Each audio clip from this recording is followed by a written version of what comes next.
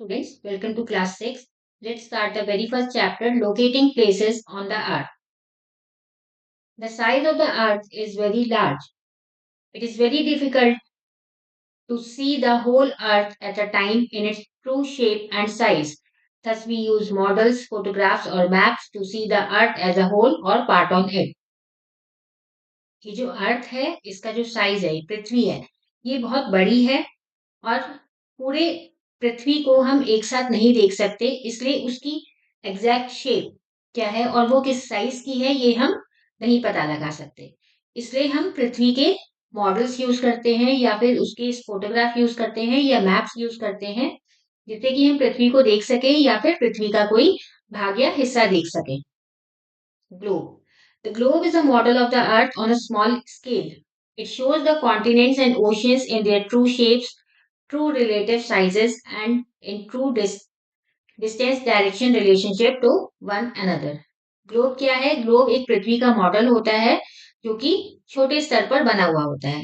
इसके अंदर जितने भी कॉन्टिनेंट्स हैं, जितने भी महासागर हैं, ये सब उनकी ट्रू शेप मतलब छोटे साइज में ही, छोटे माप पे ही उनका एग्जैक्ट शेप बताया हुआ होता है। उनका एग्जैक्ट साइज क्या है वो छोटे माप में बताया गया होता है। और एक ओशियन से दूसरे ओशियन की कितनी दूरी है या फिर एक कॉन्टिनेंट से कितने दूसरे कॉन्टिनेंट की कितनी दूरी है ये भी बताया गया होता है। The scale of a globe is the relationship between distances on it and distances on the earth. जो भी ग्लोब पे स्केल यूज किया जाता है वो क्या रिलेशनशिप दिखाता है उसके जैसे हमने ग्लोब पे दो कॉन्टिनेंट्स के बीच में कोई भी डिस्टेंस दिखा रखा है, कोई भी दूरी दिखा रखी है, तो उसके हिसाब से पृथ्वी पर भी उन कॉन्टिनेंट्स में उतनी ही दूरी है। However, its usefulness is severely limited because of many shortcomings.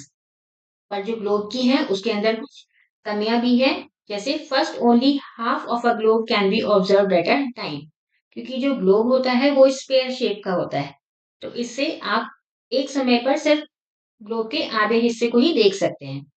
Second, a globe is on to small scale to permit presentation of many details, क्योंकि ग्लोब पर पृथ्वी का पूरा जो ग्लोब है वो पूरा एक मॉडल होता है पृथ्वी का, और जो उसपे स्केल यूज हुए होते हैं वो बहुत ही छोटे यूज हुए होते हैं। तो अगर हमें कभी प्रेजेंटेशन देनी हो तो उसके लिए हमें उसमें प्रॉब्लम का सामना करना पड़ता है, क्योंकि उसमें जो डिटेल्स हैं वो बहुत ही स्मॉल स्केल पे मेंशन होती है। Third, a globe is bulky and lacks portability, and lastly a globe is expensive to construct. और ग्लोब जो होता है वो भारी होता है और हम एक जगह से दूसरी जगह उसे नहीं ले जा सकते। और लास्टली ग्लोब बहुत ज्यादा महंगा पड़ता है। Now moving on to maps. A map represent the Earth's surface or part of it on a flat surface. Map क्या होता है? मैप मतलब नक्शा। वह एक पृथ्वी का हिस्सा कैसे दिखाता है? किसी भी फ्लैट समतल सरफेस पे दिखाता है, समतल जगह पर दिखाता है। They are easy to handle and they can be taken to the field by explorers or tourists. Maps can give more detailed and diverse information on small areas because they can be drawn on large and small scale. Maps को हम आसानी से handle कर सकते हैं, आसानी से कहीं भी कैरी कर सकते हैं, इसलिए एक्सप्लोरर्स और टूरिस्ट के लिए वह फायदेमंद होता है।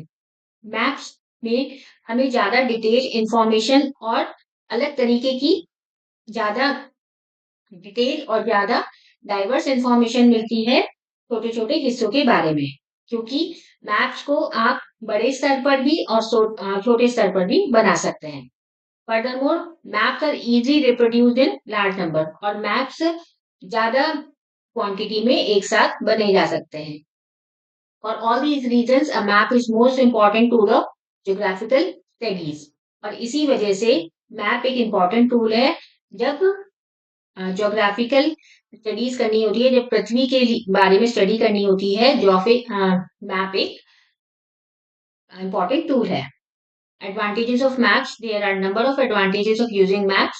Maps can show accurate information of small area. Maps से किसी भी छोटे हिस्से की एक्यूरेट इंफॉर्मेशन, एक्यूरेट जानकारी मिल सकती है। They can be carried with great ease, हम आराम से उसे कैरी कर सकते हैं एक जगह से दूसरी जगह पर। Different types of maps can be chosen to show various types of information as required. Example, political maps, physical maps, weather maps, and so on. Maps अलग अलग तरीके के होते हैं और जिस तरीके की जानकारी चाहिए होती है उसे हम मैप्स में शो कर सकते हैं। जैसे पॉलिटिकल मैप्स में आपको इंडिया के या किसी भी देश के सभी स्टेट्स की जानकारी मिल सकती है, सिटीज की जानकारी मिल सकती है। फिजिकल मैप्स में जितने भी माउंटेन्स हैं, रिवर्स हैं, इन सब की जानकारी मिल सकती है। और वेदर मैप्स में मौसम की, कि किस स्थान पर कैसा मौसम चल रहा है। Maps can be used to make comparisons or deductions. For example, a weather map can be placed on top of a physical map to find the details of weather in a particular area. और maps को compare करने के लिए भी use किया जा सकता है। जैसे अगर हमें एक हिस्से का वेदर पता लगाना है कि इस इस देश के इस हिस्से में कैसा मौसम है, तो हम वेदर मैप को और उस हिस्से की फिजिकल मैप को साथ में रखेंगे और कंपेयर कर सकते हैं। Then types of maps. Maps are classified on the following basis according to purpose. These are given below. Maps हम अलग अलग बेसिस पे क्लासिफाई कर सकते हैं। जैसे पहला है पर्पस के अकॉर्डिंग, हमें किसकी कैसी जरूरत है, जरूरत के अकॉर्डिंग हम उसे क्लासिफाई कर सकते हैं। फिजिकल मैप्स और topographic maps, maps showing relief of the earth as mountains, plateaus, plains, rivers, oceans, etc. are called physical or topographic maps. जो भी मैप्स पृथ्वी पर कितने पहाड़ हैं, प्लेट्यूज हैं, प्लेन है, नदियां हैं, महासागर हैं, ये सब दिखाते हैं, उनको फिजिकल या टोपोग्राफिक मैप्स कहते हैं। Political maps, the map showing political boundaries of the countries, states, districts, tehsils, etc. are called political maps. Such maps are important from the administrative point of view. Political maps कौन से होते हैं? जो कि किसी देश के बाउंड्री देश के बॉर्डर के बारे में बताते हैं कि एक देश की बाउंड्री, एक देश कितना फैला हुआ है, उसके अंदर जो स्टेट्स है, राज्य हैं, उनके बारे में बताते हैं, डिस्ट्रिक्ट्स के बारे में बताते हैं, तहसील्स के बारे में बताते हैं, उनको पॉलिटिकल मैप्स कहते हैं। Thematic maps, map showing some selected features only are known as thematic maps. जो मैप्स सिर्फ कुछ ही फीचर्स को दर्शाते हैं, कुछ ही चीजों को दर्शाते हैं, उनको थेमेटिक मैप्स कहते हैं। जैसे weather maps, culture, soil, rainfall या फिर पॉपुलेशन, ये सब थेमेटिक मैप्स के एग्जाम्पल हैं। और दूसरा, मैप्स को हम कैसे क्लासिफाई कर सकते हैं? According to scale and distance. Small scale maps, when larger areas are shown on a small map, it is called a small scale map. जब एक छोटे मैप पर बड़े बड़े हिस्सों को दर्शाया जाता है, उसको हम कहते हैं small scale map. In small scale maps we can get very limited information, और स्मॉल स्केल मैप्स में सिर्फ थोड़ी ही जानकारी मिल सकती है। Then large scale map, if we show a part of an area on the sheet of the same size, it is a large scale map. जब हम किसी भी एरिया के बारे में जानकारी देते हैं, उस एरिया के साइज की जितनी ही शीट पर प्रेजेंट कर कर, तो उसको हम लार्ज स्केल मैप कहते हैं। लार्ज स्केल मैप पे ज्यादा इंफॉर्मेशन, ज्यादा जानकारी दिखाई जा सकती है। Then representative fraction. In this case, the ratio existing between the length of the map and actual length on the ground is indicated by a fraction whose numerator is always 1. Representative fraction क्या होता है? इसमें जो ratio होता है कि map, मान लीजिए मैप की लंबाई कितनी है और जमीन की लंबाई कितनी है, उसको उसका रेशियो होता है, और जिसमें जो न्यूमरेटर है होता है, जो हमेशा ऊपर लिखते हैं, वो हमेशा 1 होता है। For example, 1 ratio upon 10,000। 1 यहाँ पर मैप का डिस्टेंस है और 10,000 ग्राउंड का डिस्टेंस है। Then essential features of the map. The important features of a map making are the title, map scale, key, map distance, or scale directions and conventional symbols. जो important मुख्य features होते हैं map बनाते समय वो है map का title, map किस चीज के लिए बनाया जा रहा है, फिर उस पे स्केल कौन सा यूज कर रहे हैं, उसकी की, मैप में डिस्टेंस कैसे शो किया गया है या फिर और directions. Title tells us about the area and purpose of the map. Distances are measured on the map with the help of a scale. Map में जो डिस्टेंसेस होते हैं वो एक स्केल की मदद से नापे जाते हैं। Key given in one corner of the map acquaints us with the various signs used in the map. हम मैप में जो भी साइंस या सिंबल्स यूज करते हैं उसके लिए मैप के कोने में एक की दी गई होती है, एक कुंजी दी गई होती है जो कि हमें बताती है कि यह सिंबल का मतलब ये है, इस सिंबल का मतलब यह है। Distances. It is very important to find a distance on a map. First, find out the map scale which is usually given below the map. Distance हमने मैप में कैसे बता रखा है वो जानना बहुत इंपॉर्टेंट है। उसके लिए हमें जानना होगा कि what is scale. The map scale is the relationship or ratio between a linear measurement on a map and its corresponding true distances on the earth. जो मैप स्केल होता है वो एक रिलेशनशिप होता है कि मैप में जितना हमने मेजरमेंट दे रखा है और वो किसके रिलेशन में है, किसके कॉरस्पॉन्डिंग है, पृथ्वी पर कितना डिस्टेंस है। मान लीजिए अगर मैप पे 1 सेंटीमीटर की दूरी दे रखी है तो जो पृथ्वी पे है उसकी दूरी को वो 1 किलोमीटर या 1000 किलोमीटर की उसमें दर्शाता है। वो डिपेंड करता है कि मैप का स्केल हमने कैसे यूज किया है। The map scale is expressed in one or more of the three ways. 3 तरीके से हम मैप का स्केल बता सकते हैं। By a statement in words, example 1 centimetre to 1 kilometre. जैसे हम बता सकते हैं कि अगर मैप पे 1 सेंटीमीटर की दूरी है तो उसका मतलब पृथ्वी पर वह दूरी 1 किलोमीटर की है।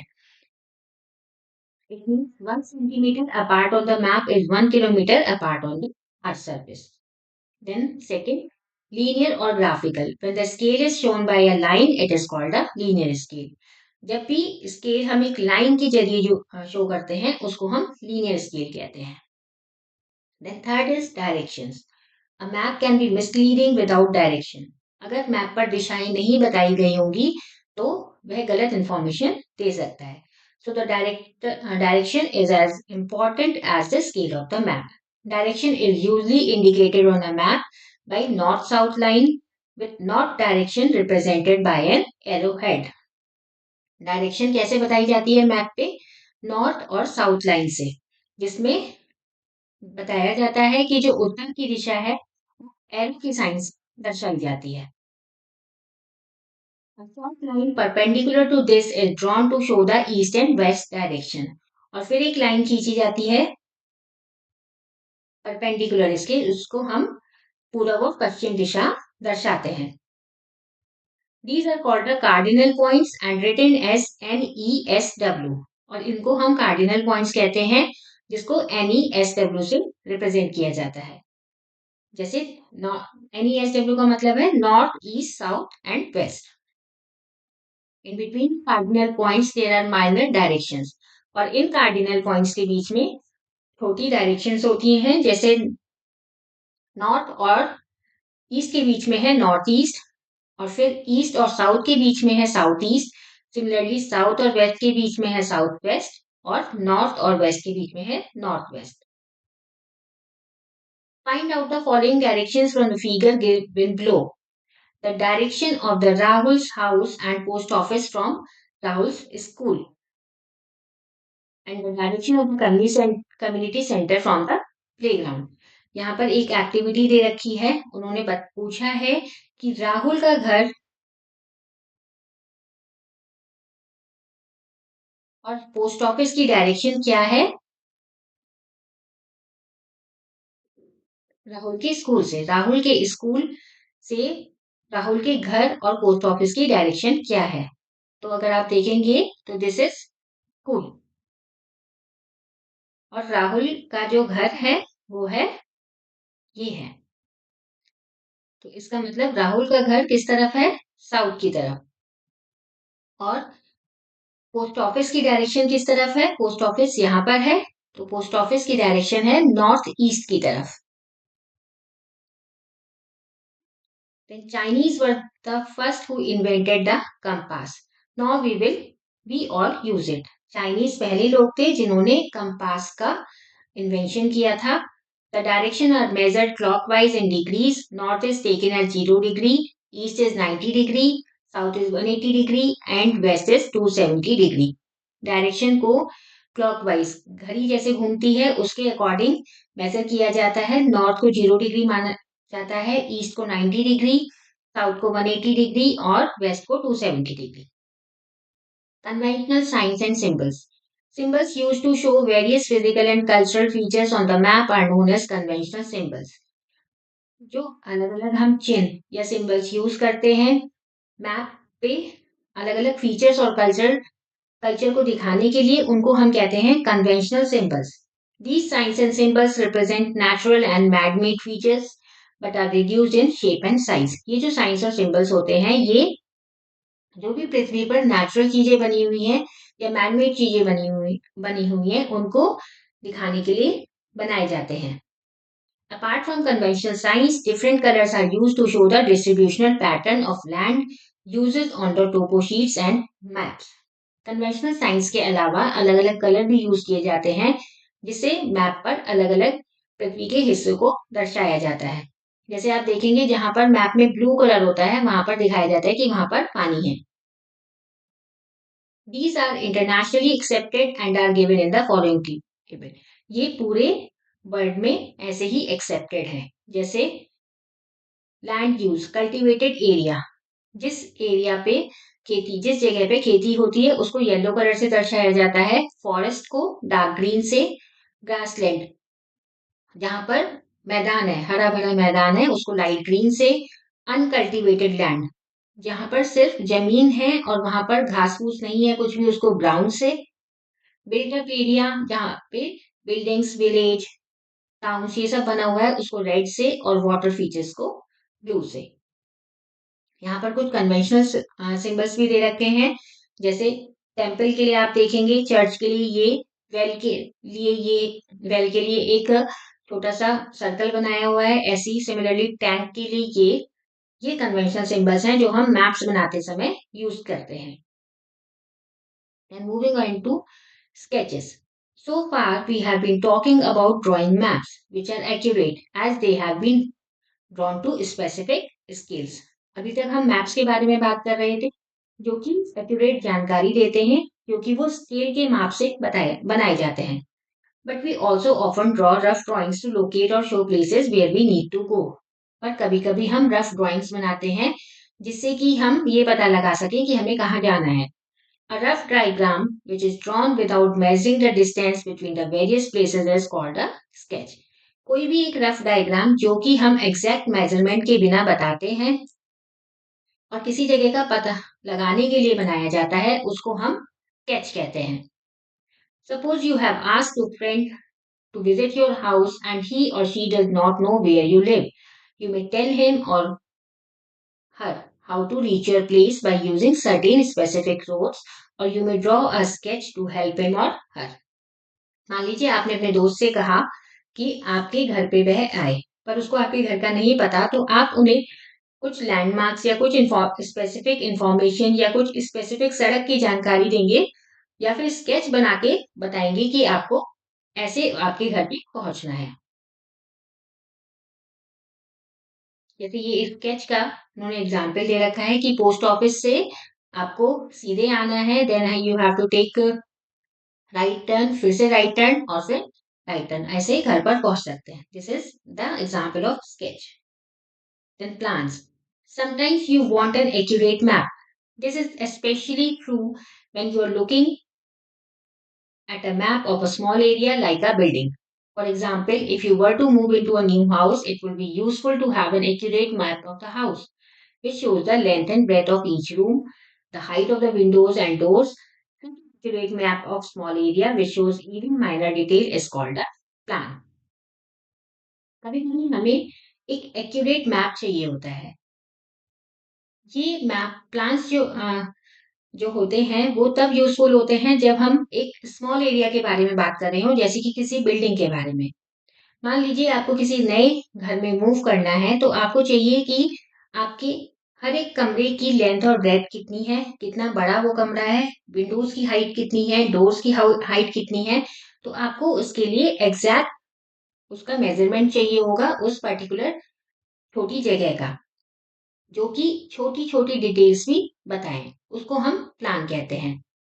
जो प्लान का स्केल होता है वो मैप के स्केल से अलग होता है। जैसे यहाँ पर इन्होंने एक क्लासरूम का प्लान दे रखा है। यहाँ पर ब्लैक बोर्ड है, ये यहाँ पर टीचर्स की टेबल है, यहाँ स्टूडेंट्स की टेबल है, फिर यहाँ विंडो है, वह वरांडा है। ये एक क्लासरूम का प्लान है। A map represents a large area and is therefore drawn to small scale. 1 centimeter on a map may represent 100 kilometers on the ground. A plan represents a small area and is therefore drawn to large scale. एक map एक large area को represent करता है, इसलिए उसे small scale पे बनाया जाता है। जैसे मैप पर 1 सेंटीमीटर है, हो सकता है जो मैप पर 1 सेंटीमीटर की दूरी दिखाई गई हो वो जमीन पर 100 किलोमीटर की दूरी हो। पर एक जो प्लान होता है वो एक स्मॉल एरिया होता है और उसे लार्ज स्केल पर बनाया जाता है। 1 सेंटीमीटर ऑन अ प्लान में represent just 1 metre on the ground. जो हम प्लान में 1 सेंटीमीटर की दूरी दिखा रहे हैं, हो सकता है वो जमीन पर 1 मीटर की दूरी हो। We can show the features of the earth on a map, sketch or plan. Each of them has its own advantages. हम पृथ्वी के किसी भी हिस्से की जानकारी मैप, ग्लोब या प्लान के जरिए बता सकते हैं और सबकी अपनी इम्पोर्टेंस है। A map can show a large area but without details. एक मैप ज्यादा बड़ा एरिया दिखा सकता है पर बिना किसी डिटेल्स के। A plan can show a small area but in great detail. Plan एक छोटे एरिया का मैप होता है पर वो ज्यादा डिटेल्स हमें बता सकता है। A sketch can be drawn quickly to give a rough idea. और किसी भी चीज का रफ आइडिया देना है तो स्केच बना सकते हैं। Through most of the recorded history, people thought that the shape of the earth was flat like a plate. Today we know that the shape of the earth is a spherical body which is slightly flattened at the poles, and because of its peculiar shape it is called geoid. पुराने इतिहास की हम बात करें तो लोग सोचते थे जो अर्थ की पृथ्वी की शेप है वो कैसी है, एक प्लेट की तरह फ्लैट है। पर आज हमें पता है अर्थ एक स्फेरिकल, एक बॉल की तरह होता है जो कि अपने पोल्स पर थोड़ा सा फ्लैट होता है, वहां से थोड़ा सा समतल होता है और इसकी इस शेप की वजह से उसे हम जियोइड कहते हैं। Its circumference is about 40,000 kilometer and diameter is 12,756 kilometer across the equator. Equator क्या होता है, जो पृथ्वी को दो हिस्सों में बराबर बांटता है उसे इक्वेटर कहते हैं। जैसे this lines of the globe show equator, the model showing the accurate shape of the earth is called the globe. ये जो मॉडल है ये अर्थ की एग्जैक्ट शेप बता रहा है, इसको हम ग्लोब कहते हैं। It is the true model of the earth because is 3 dimensional. ये अर्थ का ट्रू मॉडल है क्योंकि ये 3D में है। Look at the figure given above. See how the globe rests on its frame. This position is known as slanting. आप ये figure अगर देखेंगे तो ग्लोब जो है एक तरफ झुका हुआ है, इस पोजीशन को कहते हैं स्लैंटिंग। और earth is exactly position like this in the space, और हमारी जो पृथ्वी है वो स्पेस में ऐसे ही पोजीशन, ऐसे ही टिकी हुई है। Large globes were used in the past but they were difficult to carry, but now small ones pack pocket or folded globes are available which can be flattened and used by filling air. पुराने समय में बहुत बड़े बड़े globe use होते थे और जिनको कैरी करना बहुत मुश्किल होता था, पर अब पॉकेट में इतने छोटे भी ग्लोब बनते हैं जो पॉकेट में आसानी से आ सकते हैं, और फोल्डेड ग्लोब्स भी होते हैं जिनको हम बाद में उसमें हवा भरकर फुला सकते हैं और ना यूज होने पर फ्लैट कर सकते हैं। A globe is a model of the earth. It shows the pattern of continents and oceans and distances between places on the earth. The curved surface of the earth cannot be represented on a flat surface without some distortion, as there is no point of reference from the which to measure the relative position of other points. क्या होता है, globe एक पृथ्वी का model होता है। ये अलग अलग कॉन्टिनेंट्स और ओशियंस इन सबको दिखाता है और उनके बीच में डिस्टेंसेस दिखाता है। अर्थ का जो कर्व सरफेस है वो हम किसी फ्लैट सरफेस पे नहीं दिखा सकते। इसलिए ग्लोब एक बेट पृथ्वी पर दो स्थानों में कितनी दूरी है, ग्लोब एक बेटर ऑप्शन रहता है. In order to overcome this problem, we need certain points of references and lines to find out the location of the places. The globe is shown to rotate on a line passing through its center. This line is known as axis. इस problem को overcome करने के लिए globe पर बहुत सारी lines बनाई गई होती है और कुछ रेफरेंसेस दिए गए होते हैं जिससे हम किसी भी स्थान की दूरी पता कर सकते हैं और इस लाइन को हम कहते हैं axis. The spinning of the earth on its axis provides two natural points of reference, the north pole and the south pole. अर्थ अपनी धुरी पर घूमता है, पृथ्वी अपनी धुरी पे घूमती है, इससे हमें दो पॉइंट्स मिलते हैं, नॉर्थ पोल और south pole. They form the basis for the geographical grid, a network of intersecting lines drawn for the purpose of fixing the location of various surface features. इन दो पोल्स की मदद से हम एक geographical grid बना लेते हैं जिसमें बहुत सारी लाइंस बनती हैं जो एक दूसरे को काट रही होती है और एक पर्टिकुलर जगह की लोकेशन जानने के लिए वो लाइंस हमें मदद करती हैं. This grid consist of two set of lines, horizontal and vertical. और ये ग्रिड जो होती है वो दो लाइंस यूज करती है, horizontal and vertical. latitude. The horizontal circular lines running east, west and parallel to each other are known as latitudes. Horizontal मतलब जो लाइंस ईस्ट वेस्ट से लेके ईस्ट तक जाती हैं, सीधी लाइन, इनको हम हॉरिजॉन्टल लाइंस कहते हैं. ये हॉरिजॉन्टल लाइन जो कि ईस्ट से लेके वेस्ट की तरफ जाती है और हर एक लाइन पैरेलल होती है तो उसको हम कहते हैं latitude. The line drawn midway between the North Pole and the South Pole is called the equator. ये जो लाइन आप देख रहे हैं जो नॉर्थ पोल और साउथ पोल के बिल्कुल बीच में है उसको हम कहते हैं equator. It is the largest circle and hence it is called great circle. ये सबसे बड़ा सर्कल है पूरी पृथ्वी पर, पूरे ग्लोब पर, इसलिए हम इसे कहते हैं great circle.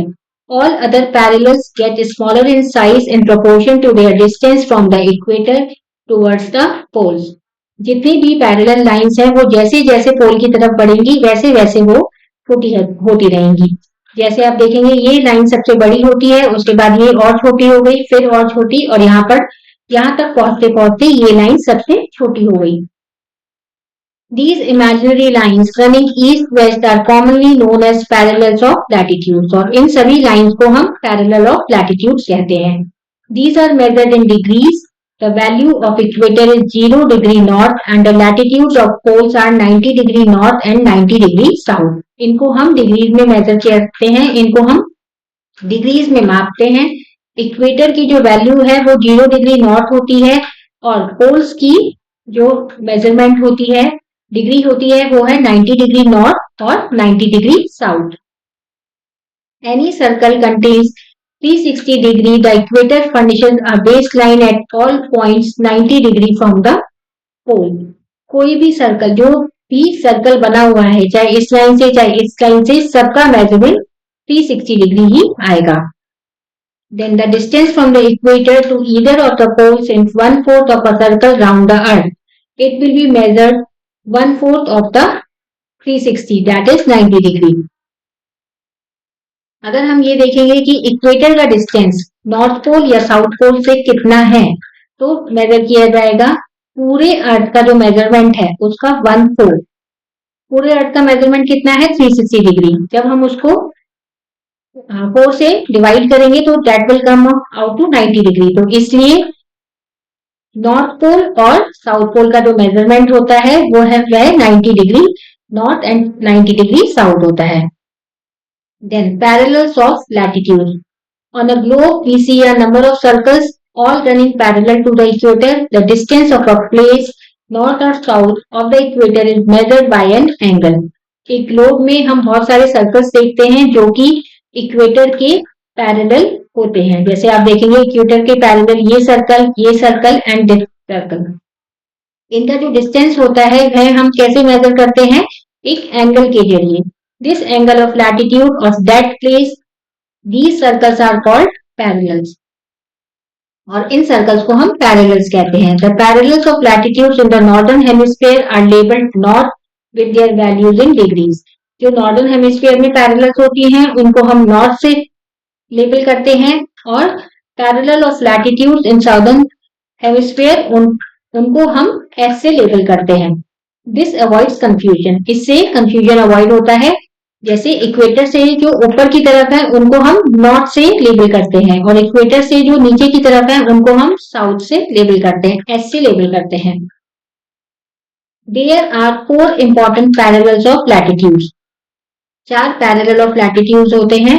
A circle running 23.5 degree north of equator is called tropic of cancer.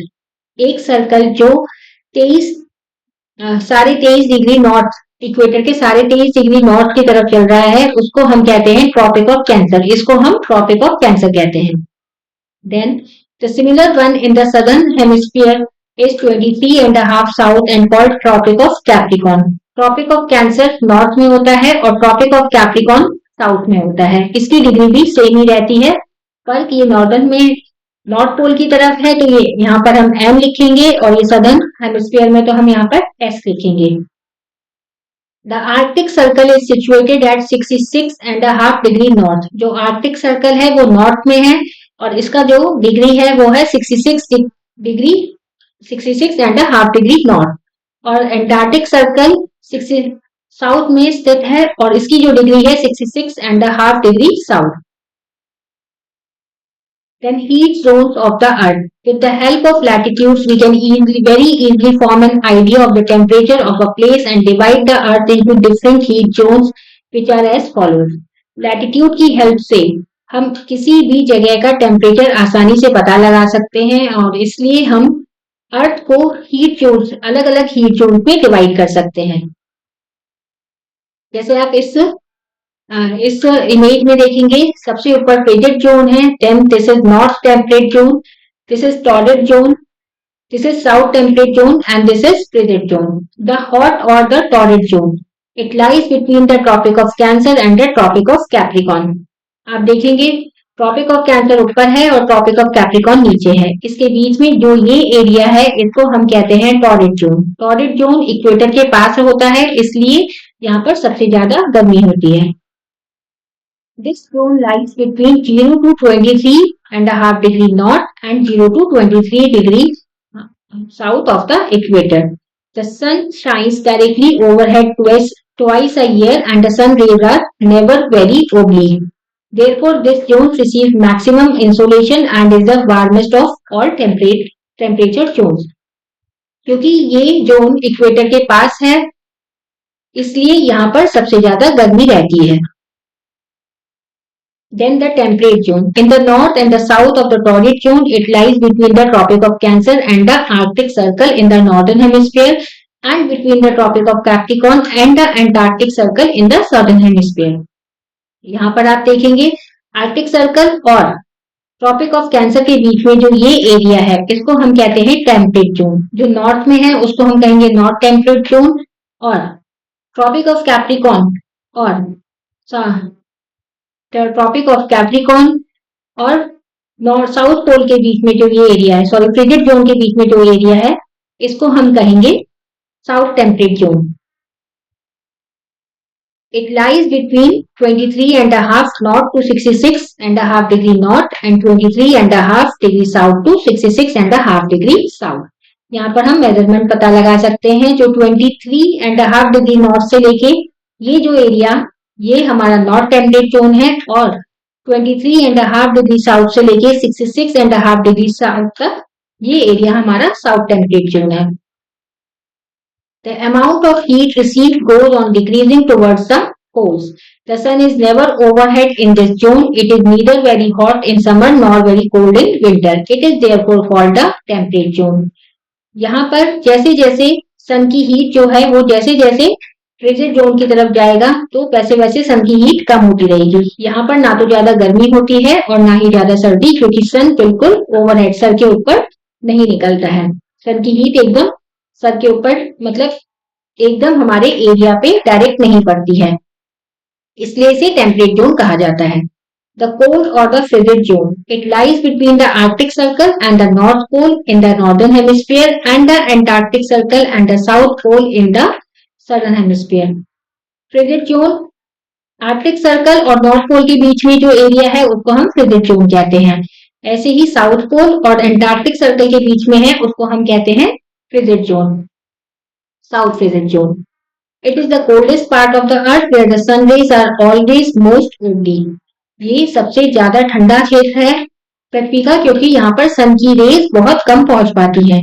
During a part of the year the sun rays are not at all received. और साल के कुछ पार्ट में, साल के कुछ भाग में यहाँ पर सन बिल्कुल भी, यहाँ पर सूर्य की किरणें बिल्कुल भी नहीं पहुंच पाती हैं। As such, the temperature in those zones are always very low. The summers are cool and the winters intensely cold. इस वजह से यहाँ पर इन जोन्स में टेम्परेचर, तापमान हमेशा बहुत कम रहता है और समर्स ठंडे रहते हैं और इन विंटर्स बहुत ज्यादा ठंडे रहते हैं, इसलिए इनको फ्रिजिड जोन्स कहा जाता है। अब हम पढ़ेंगे लॉन्गिट्यूड्स के बारे में। लैटिट्यूड्स हमेशा पैरेलल लाइंस होती है और लॉन्गिट्यूड्स हमेशा लंबी लाइंस होती है। Prime meridian, a semi circle drawn from the north pole to the south pole is called a meridian of longitudes. एक सेमी सर्कल जो हम नॉर्थ पोल से साउथ पोल तक बनाते हैं उसको हम कहते हैं meridian of longitudes. All longitudes are great circles because they divide the globe into two equal parts. जितनी भी longitudes होती हैं वो बड़े सर्कल में आती हैं क्योंकि ये ग्लोब को दो बराबर के आधे हिस्सों में बांटता है।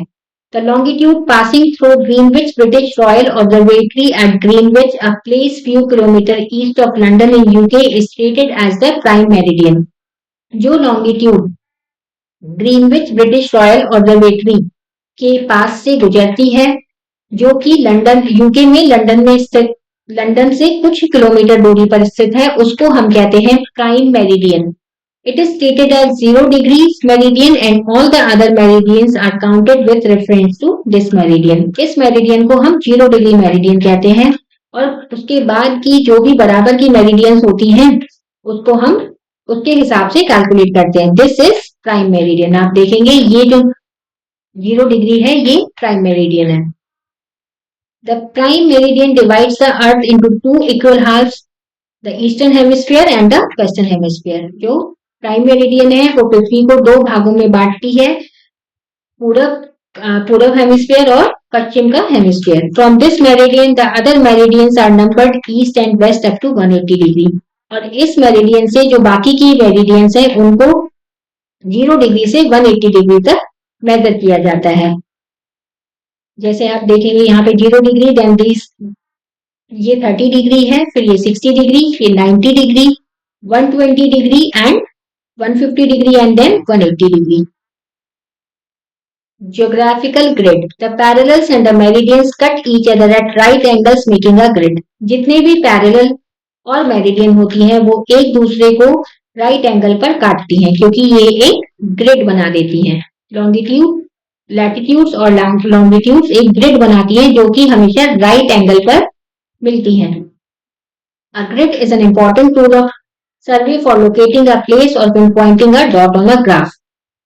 सर्वे के लिए एक ग्रिड बहुत इंपॉर्टेंट टूल साबित होता है क्योंकि अगर हमें किसी जगह का पता लगाना है या किसी ग्राफ पर उसे लोकेट करना है तो ग्रिड की बहुत सहायता मिलती है। On the globe parallels of latitudes and meridian of longitudes are used to make a grid.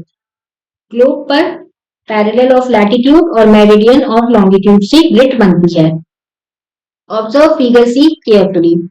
No map has been drawn on the globe, yet we can locate places of the world very easily if we know their latitudes and longitudes. अगर हम figure C को देखेंगे, यहाँ पर कोई भी map नहीं है। This is the geographical grid. ये फिगर हम देखेंगे, यहाँ पर कोई भी मैप नहीं है, सिर्फ लैटिट्यूड और लॉन्गिट्यूड की मदद से हमने पता लगाया है कि कौन सा प्लेस कहां पर लोकेटेड है। यहाँ पर हमें कुछ जगहों की जैसे मुंबई, वेलोर, रांची, बीकानेर, यहाँ पर कौन सा उनका लैटिट्यूड है और कौन सा लॉन्गिट्यूड है, उनकी मेजरमेंट दे रखे हैं, उनकी डिग्रीज दे रखी है। Then longitude and time. Thousands of years ago, there were no means to tell the time. The early humans used to watch the sky and the progress of the sun across the sky. हजारों साल पहले कोई भी समय का पता नहीं लगा सकता था। जो अर्ली ह्यूमंस होते थे, जो प्राचीन लोग होते थे, वह क्या करते थे, वह आसमान को देखकर और सूरज की पोजीशन को देखकर पता लगाते थे कि इस वक्त क्या हुआ है, समय क्या हुआ है। The earth rotates on its axis from west to east and takes 24 hours for completing one rotation. Earth अपनी दूरी पर घूमता है पश्चिम से पूरब की तरफ और 24 घंटे लगते हैं उसे एक रोटेशन कंप्लीट करने में। Thus the Earth moves through 360 degree in about 24 hours. इसका मतलब अर्थ जो है वो 360 डिग्री 24 घंटे में घूमता है। Therefore, it takes about 1 hour to complete each 15 or 4 minutes for each degree. Sorry, 15 degree और 4 minutes for each degree. इसलिए अगर हम कैलकुलेट करें तो हम अर्थ को 1 घंटा लगता है 15 डिग्री घूमने में, या फिर हम कह सकते हैं 4 मिनट लगते हैं 15 डिग्री घूमने के लिए। Thus, when it is 12 noon at Greenwich, the time at 30 degree east of Greenwich will be 30 into 4 is equal to 120. इसलिए टाइम कैसे कैलकुलेट होता है, अगर ग्रीनविच में 12 बजे हैं, दिन के 12 बजे हैं, तो ग्रीनविच में अगर 30 डिग्री ईस्ट पे है सन, तो टाइम क्या होगा, 30 इंटू 4 दैट इज 120 मिनट्स और 2 आवर्स। मतलब 120 मिनट्स का मतलब हो गया 2 घंटे, जो कि ग्रीनविच टाइम से 2 घंटे ज्यादा का टाइम है। Hence it will be 2 p.m. at 30 degree east meridian when it is 12 noon at zero meridian. तो 30 डिग्री ईस्ट पर क्या टाइम होगा, उससे 2 घंटे ज्यादा, मतलब 2 बज रहे होंगे। Then local time. The clocks of a place are set at 12 o'clock when they are exactly below the sun. एक जगह की घड़ी 12 बजे पर निर्धारित कर देते हैं जब सूरज बिल्कुल ओवरहेड होता है। The sun is highest in the sky, मतलब सन बिल्कुल ऊंचाई पर होता है। The time indicated by clocks is called the local time, और उस टाइम को हम लोकल टाइम कहते हैं। Then coming on to Indian standard time. This time is time followed all over India. Most of India falls in the time zone lying between 75 degree east and 90 degree east. The standard meridian for India is 82.5 degree east, which passes through Mirzapur near Allahabad. India में कौन सा time से होता है, India का जो time है वो कौन से जोन में लाई करता है, 75 डिग्री ईस्ट और 90 डिग्री ईस्ट में। और स्टैंडर्ड मेरिडियन जो इंडिया का है वह है 82.5 डिग्री ईस्ट, जो कि मिर्जापुर से गुजरता है और मिर्जापुर इलाहाबाद में। The entire country follows the local time at this longitude. Since 82.5 degree east lies towards the east of the prime meridian, the IST is ahead of GMT by 5 hours 30 minutes. पूरा देश इसी लोकल टाइम को follow करता है क्योंकि 82 degree east prime meridian के पूर्व की ओर आती है, तो इंडियन स्टैंडर्ड टाइम का मतलब जीएम जो हमारा ग्रीनविच मेरिडियन टाइम है उससे 5 घंटे 5.5 घंटे ज्यादा होगा। Then international date line. The international date line runs along 180 degree longitude. जो इंटरनेशनल डेट लाइन है वो 180 डिग्री लॉन्गिट्यूड पर स्थित है। The 180 degree meridian is exactly 12 hours away from the prime meridian. और प्राइम मेरिडियन से 180 डिग्री मेरिडियन पूरे 12 घंटे दूर है। In either direction. If we move from the right to the left of the 180 degree line, we get ahead by a day or we lose a day. जब हम right मतलब western hemisphere की तरफ चलेंगे या फिर हम ईस्टर्न हेमिस्फीयर की तरफ चलेंगे, तब हम एक दिन आगे या पीछे हो जाएंगे अगर हम प्राइम मेरिडियन से 180 डिग्री दूर है। If you move from the left to the right we go back by day और गेन अ डे। और ऐसे ही जब हम पूरब से पश्चिम की तरफ चलते हैं तो हम एक दिन आगे बढ़ जाते हैं या फिर एक दिन पीछे चले जाते हैं। By international agreement, the 180 degree meridian is called the international date line and it is 180 degree both east and west. Ships and aeroplanes crossing the line change the date on their calendar. International agreement के तहत कोई भी 180 degree meridian है उसको हम international date line कहते हैं और चाहे वो पूरब में हो या पश्चिम। शिप्स और एरोप्लेन्स जब इस इंटरनेशनल डेट लाइन को क्रॉस करते हैं तो वह अपने कैलेंडर में डेट चेंज कर देते हैं। Then moving on to new words, cardinal points, the four main directions north, south, east and west. चार मुख्य डायरेक्शन जो है हमारी उनको हम कार्डिनल पॉइंट्स कहते हैं। Direction, the course or line along which a person or thing moves or looks or which must be taken to reach a destination. Direction मतलब कोई भी एक दिशा जहां पर एक कोई भी इंसान चलता है या देखता है उसे हम डायरेक्शन कहते हैं। Globe, globe is a spherical model of the earth, पृथ्वी का एक मॉडल उसको हम ग्लोब कहते हैं। Map, a representation of a part of the earth surface on sheet of paper, एक कागज पर अर्थ की किसी भी सरफेस को जब हम रिप्रेजेंट करते हैं तो उसको हम मैप कहते हैं। Plan, a small drawing showing details of a site, किसी भी जगह के बारे में बताना या उस तक पहुंचने के लिए रास्ता बताना उसे हम कहते हैं plan. Scale, the ratio between distance on the ground and distance on the map, जमीन पर कितना डिस्टेंस है और मैप में कितना डिस्टेंस दिखाया जा रहा है उसको हम स्केल कहते हैं। Axis, an imaginary line which joints the two poles on which the earth rotates, axis मतलब एक इमेजिनरी लाइन, एक काल्पनिक लाइन जो कि दो पोल्स को जोड़ती है जहां पर पृथ्वी घूमती है। Equator, like 0 degree latitude between midway, the 0 degree latitude drawn midway between the north pole and the south pole. Equator मतलब लैटिट्यूड, एक मतलब हॉरिजॉन्टल लाइन जो कि 0 डिग्री पे है जो नॉर्थ पोल और साउथ पोल को दो भागों में बांटती है, दो इक्वल भागों में बांटती है। Grid, a network of intersecting lines drawn for the purpose of fixing the location of various surface features. Grid intersecting lines होती है लॉन्गिट्यूड और लैटिट्यूड की जिससे हमें किसी भी जगह की लोकेशन पता लगाने में मदद मिलती है। Latitude, imaginary lines running parallel to the equator in east-west direction, and longitude, angular distances of a plane east or west of the prime meridian. Then quick revision of the chapter. A map is a representation of Earth or a part of the Earth on a flat surface.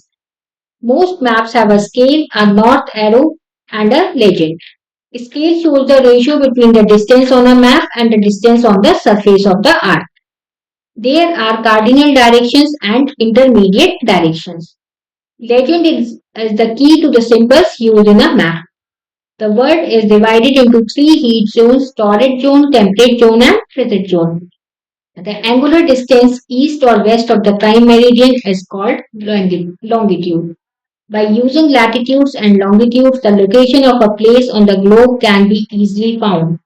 The Earth takes about 24 hours in completing one rotation around its axis. Then let's start the exercise practice time. Darken the correct option in the OMR sheet. ये आपको OMR sheet given है, यहाँ पर सही option पे आपको pencil से dark करना है। Map showing distribution of forest are, कौन से मैप्स फॉरेस्ट के डिस्ट्रीब्यूशन को दिखाते हैं, जंगलों के डिस्ट्रीब्यूशन को दिखाते हैं। Maps showing distribution of forests are called thematic maps. A scale is necessary for a map. Yellow color is used to show cultivated areas. 0 degree latitude is known by the name of equator. Each time zone covers degrees of longitude is 15 degree. Which is the southernmost limit up to which the sun rays are always oblique?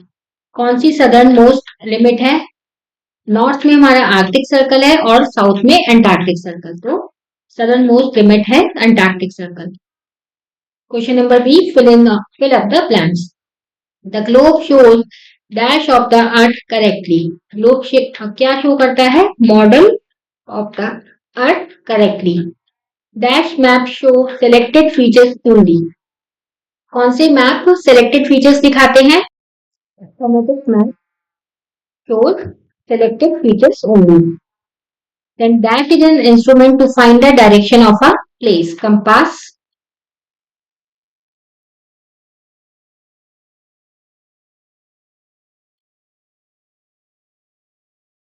A dash can be drawn quickly to get a rough idea. A sketch can be drawn quickly to get a rough idea. A dash represents a small area but in great scale, great detail. A small scale map. The Indian Standard Time is calculated from prime meridian. The dash latitude lies in the southern hemisphere at 23.5 degree south. यहाँ पर कौन सा latitude है? Tropic of Capricorn.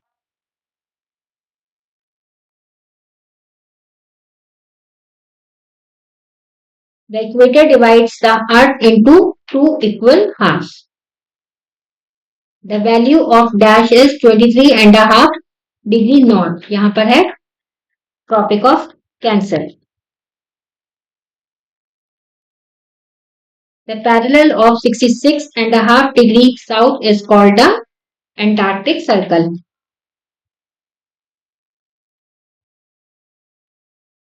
Then moving on to question number C, write T for true and F for false statement. Globes can be handled and carried easily. This is false. The art of map making is called cartography. This is true. The bottom of map indicates north. This is false. The torrid zone is the hottest part of the earth. This is true. 82.5 degree west is the standard meridian of India. 82.5 degree east is the standard meridian. So this is false. The Tropic of Capricorn lies in the northern hemisphere. This is also false. Tropic of Cancer. Then question number D, match the column. A map showing physical features of the earth. Physical map. An arrow marked with N on the top. इसका मतलब होता है north line. Color used on a map to show water bodies. This is blue. Color used on map to show forest. Green. A map showing different countries of the world with their boundaries.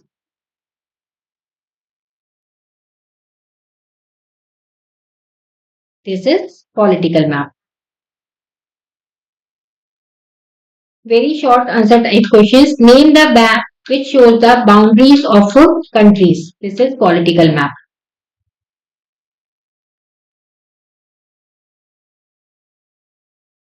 What is human-made model of the earth called? Globe. Name the map which shows special features only. Thematic maps. Which is the largest parallel on the globe? Equator. What are the lines of longitude also called? Meridian of longitudes. What are the lines of latitudes also called? Parallel of latitudes.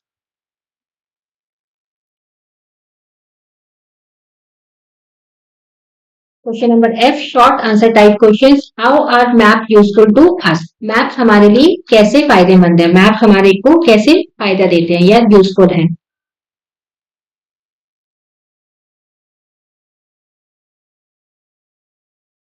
यहाँ पर आप maps के advantages लिखेंगे. A map can show a large area but without details. Then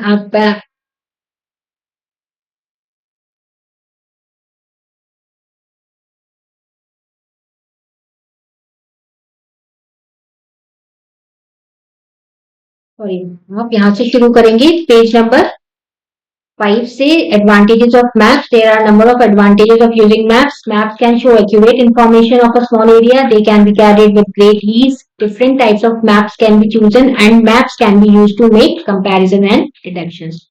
This will be F का one part.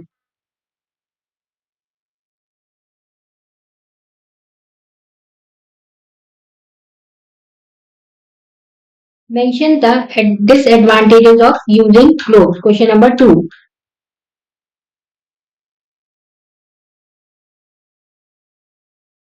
हम globe के disadvantages देखेंगे.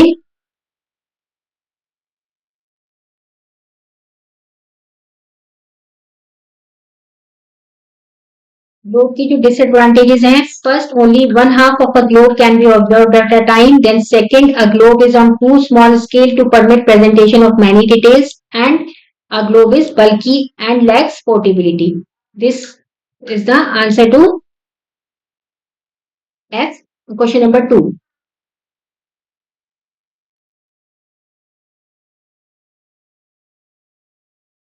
And what are the advantages of maps?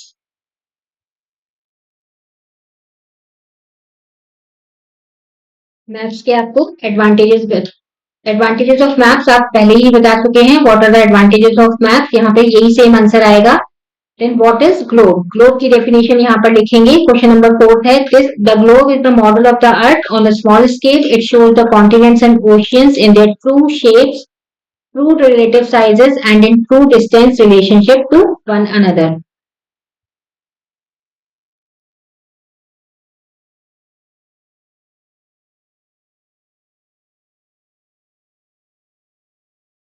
In how many heat zones the Earth is divided? Name them. Earth is divided into three heat zones. कौन से? Torrid zone,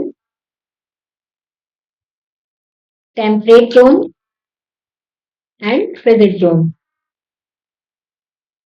What is the true shape of the Earth? True shape of the Earth is spherical. And और उसका जो पूरा explanation है आप यहाँ पे लिखेंगे. It is slightly tilted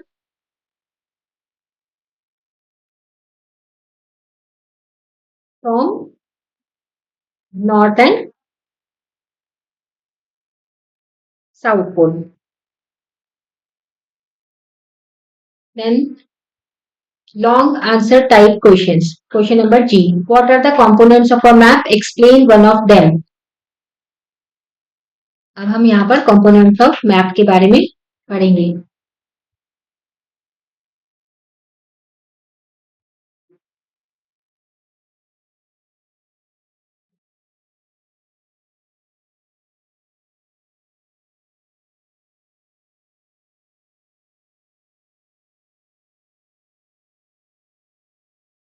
map में चार components होते हैं. First one is title tells about the area and purpose of the map. Then distances. It is very important to find a distance of a map. Distance हमें जानना जरूरी है. Then third one is directions. A map can be misleading without direction, so the direction is important as the scale of the map. अब यहाँ पे आप सारी directions के बारे में भी मेंशन करेंगे बिकॉज ये लॉन्ग आंसर क्वेश्चन है. Then fourth is conventional science and symbols. यहाँ पर जो basic conventional science and symbols आप यहाँ पर ये भी बता सकते हैं and tell some of these also. इन चारों में से आप कोई भी एक एक्सप्लेन कर सकते हैं. नाम आप चारों का लिखेंगे और इनमें से एक कोई भी एक्सप्लेन करना है. What is the difference between a large scale and a small scale map? Large scale map और small scale map में क्या difference है? Small scale maps or large scale maps. When larger areas are shown on a small map, it is called a small scale map, and if we show a part of the area on the sheet of the same size, it is the large scale map.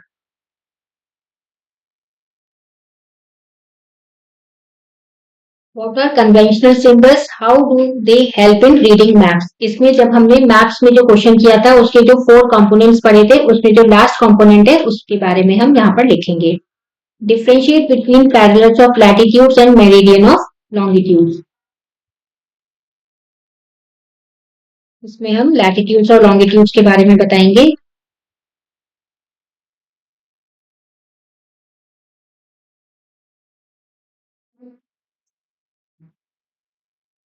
Latitudes के बारे में आप बता सकते हैं. The horizontal circular lines running east and west parallel to each other are known as latitudes. इसमें आप equator के बारे में भी बताएंगे. And all other parallels get smaller in size in proportion to their distance from equator towards the poles. These imaginary lines running from east to west are commonly known as parallels of latitudes. Then longitude के बारे में हम बताएंगे. A semicircle drawn from the North Pole to the South Pole is called a meridian of longitude. All longitudes are great circles because they divide the globe into two equal parts. और यहाँ पर हम prime meridian तक इसको explain करेंगे.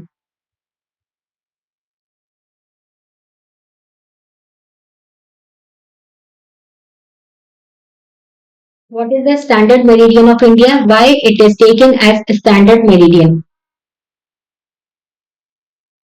Standard meridian time of India क्या है?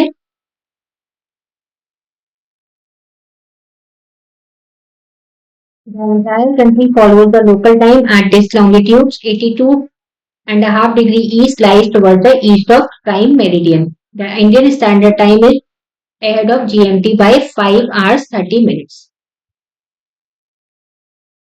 And the last question is, find out the Indian standard time when it is 12 noon at Greenwich. अगर ग्रीनविच में 12 बजे हैं तो इंडिया में कितने बजेंगे? तो यहाँ पर आप क्या करेंगे, क्योंकि ग्रीनविच की में इंडिया का जो स्टैंडर्ड टाइम होता है 82.5 डिग्री ईस्ट हम फॉलो करते हैं और 5.5 घंटे ज्यादा है. तो इंडिया में यहाँ पर हम 12 प्लस 5.5 घंटे, 12 प्लस 5.5 घंटे कर देंगे. तो यहाँ पर क्या बचेगा, शाम के 5:30 बजेंगे. This is the end of the chapter. Thank you for watching.